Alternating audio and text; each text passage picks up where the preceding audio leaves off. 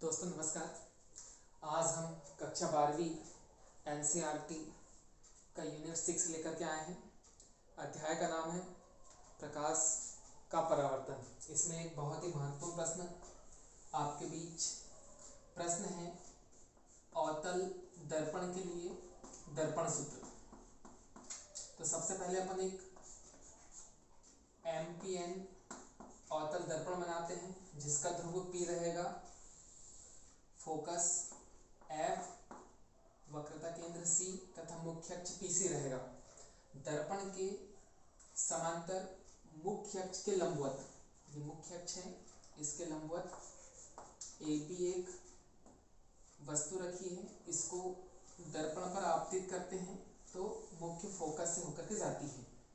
इसी प्रकार एक और प्रकाश किरण आपतित करें तो उसी दिशा में वापस लौट जाती है। इस प्रकार इस वस्तु AB का वास्तविक और उल्टा प्रतिबिंब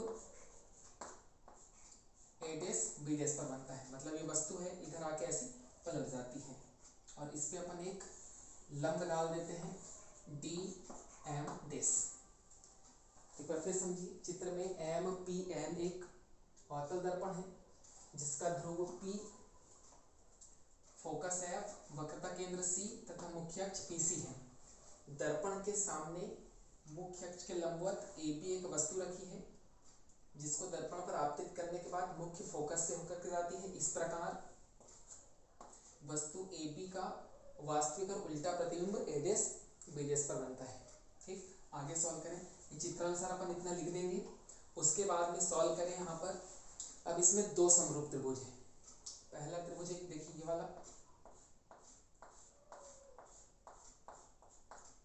और एक ये वाला। तो इसमें देखिए इसका ये वाला कोण 90 और इसका ये वाला कोण 90, इसका ये कोण और इसका ये कोण बराबर है और इसके ये देखो संगत कोण है। किसी दो त्रिभुज के दो कोण यदि बराबर है तो तीसरा कोण भी बराबर होगा। तो ये दोनों त्रिभुज कैसे होंगे? समरूप त्रिभुज। और समरूप त्रिभुज के प्रतिबिंब अपन 10th क्लास में पढ़ चुके हैं। क्या है कि भुजाएं अनुपातिक होती है। तो लिखेंगे समरूप त्रिभुज ABC व त्रिभुज A dash B dash C में, A dash B dash C में समरूप त्रिभुज के प्रतिबंध से, समरूप त्रिभुज के प्रतिबंध से। समरूप त्रिभुज का प्रतिबंध क्या है? भुजाएं अनुपातिक होती है। तो भुजा देखो अपन सबसे पहले ये AB बटे ये लंबवत है तो इसका ये लंबवत है A डैश B डैश, ये आधार है इसका BC तो इसका आधार है B डैश C। इसको दे दें इक्वेशन फर्स्ट। इसी प्रकार दो त्रिभुज और है DM डैश F और A dash B dash F, इस लिखेंगे। इसी प्रकार त्रिभुज DM डैश F व त्रिभुज A dash B dash C में, इसमें भी देखो ये भुजा के बटे में ये भुजा अर्थात DM dash upon A dash B dash और इसका आधार है FM dash upon B dash F। चूंकि देखिए यदि दर्पण का द्वारक छोटा हो तो ये दूरी लगभग इस दूरी के बराबर है। चूंकि में यहाँ पे लिख देते हैं, चूंकि FM डैश लगभग बराबर होगा PF के, इसके बराबर मान लेंगे। और ये जो दूरी है DM इस दूरी के बराबर है तथा DM बराबर होगा AB के। अब देखिए अपन क्या करें, DM डैश की जगह पर अपन क्या रख दें, AB रख दें यहाँ पर। तो ये रख दिया AB upon A dash B dash is equal to, इसकी जगह पे क्या रख दें अपन, PF अपॉन में B डैश F। इसको दे दें समीकरण 2। अब देखिए समीकरण 1 और 2 को कि दोनों के ये जो लेफ्ट वाला पक्ष है ये बराबर है। तो पक्षों का नियम ये है कि दोनों को यदि एक पक्ष बराबर है तो दूसरा पक्ष बराबर होगा। तो समीकरण 1 और 2 से लेते हैं। समीकरण 1 और 2 से तो दोनों को राइट हैंड साइड को इक्वल करते हैं। तो राइट हैंड साइड में इसमें है BC upon B dash C, इधर है PF upon B dash F।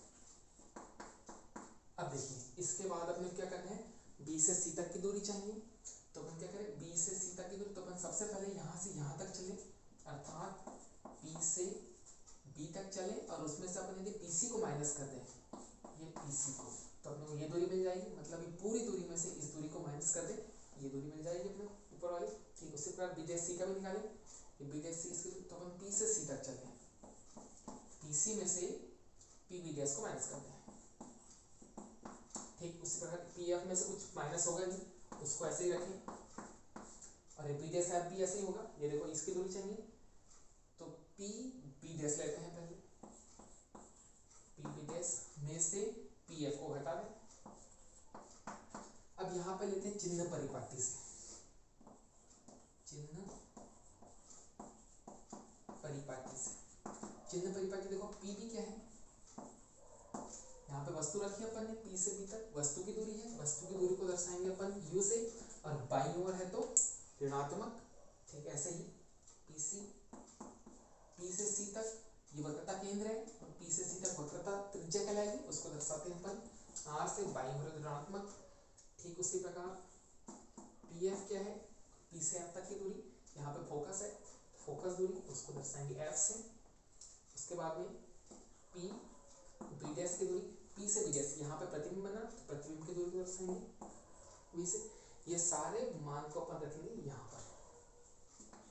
तब देखिए पी से बी तक की दूरी, ये माइनस यू, माइनस पी से सी तक की दूरी, हाँ माइनस आर, ये माइनस और ये माइनस मिलकर के होगा प्लस आर अपॉन में, पी से सी तक फिर minus R, P B dash का मान माइनस सी, और ये माइनस जोड़े तो प्लस बी कर दे, is equal to P F का मान minus F, P B dash का मान फिर माइनस बी, और ये minus minus plus F, plus को अपन पहले लिख देते हैं फिर माइनस को लिखेंगे, तो ये आर माइनस यू, और इसको लिख दिया बी माइनस आर बराबर से माइनस एफ, इसको भी प्लस पे लिख दिया एफ माइनस। अब देखिए किसी भी दो भिन्न वाली संख्या के बीच में यदि इक्वल का चिन्ह हो तो अपन क्या करते हैं, क्रॉस गुणनफल, तिरक गुणा करें, इसका गुणा इधर और इसका गुणा इधर, क्या करें, माइनस एफ का गुणा इधर करें तो minus B F minus minus plus F R, इन दोनों गुणा इधर करें अपन, आर का गुणा एफ में किया तो एफ आर, और आर का गुणा बी में किया तो माइनस वी आर। अब माइनस यू का दोनों में करें तो minus you F minus minus plus you we, क्या करें, कुछ कैंसिल हो गया, एफ आर से एफ आर कैंसिल हो गया, बचा माइनस वी एफ बराबर is equal to minus V R is equal to अपन पढ़ चुके थे 2f होता है, तो यहाँ पे हो गया minus 2v f minus you f plus you v, इसको इधर पक्षांतर कर दें तो minus we f plus 2vf is equal to minus you f plus you we, क्या करें, इसमें से घटेगा कितना बचा, v f is equal to minus you f plus you v, सब में क्या करें, यू वी एफ को भाग दे देते हैं, तो यू वी एफ और ये यू वी एफ से V F cancel, U F से यू एफ कैंसिल, और यू वी से यू वी कैंसिल, यहाँ क्या बचा, 1/u बचा बराबर से यहाँ बचा माइनस 1/v, और इधर बचा प्लस 1/f। अपन क्या करें, इसको यहीं रखें, इसको इधर पक्षांतर ला दें, तो 1/u प्लस 1/v और उससे 1/f, यही सिद्ध करना था अपने को। वस्तु की दूरी, प्रतिबिंब की दूरी और फोकस दूरी में बताने वाले सूत्र को दर्पण सूत्र कहते हैं। यही अपना व्यंजक था। और अच्छे से एक बार समझ लीजिए, चित्र बनाएंगे, चित्र में एमपीएन एक कौतल दर्पण है जिसका ध्रुव P साइन कर रहा है, बहुत अच्छे समझिए, एमपीएन एक कौतल दर्पण है जिसका ध्रुव P फोकस है वक्रता केंद्र C तथा मुख्य अक्ष PC है।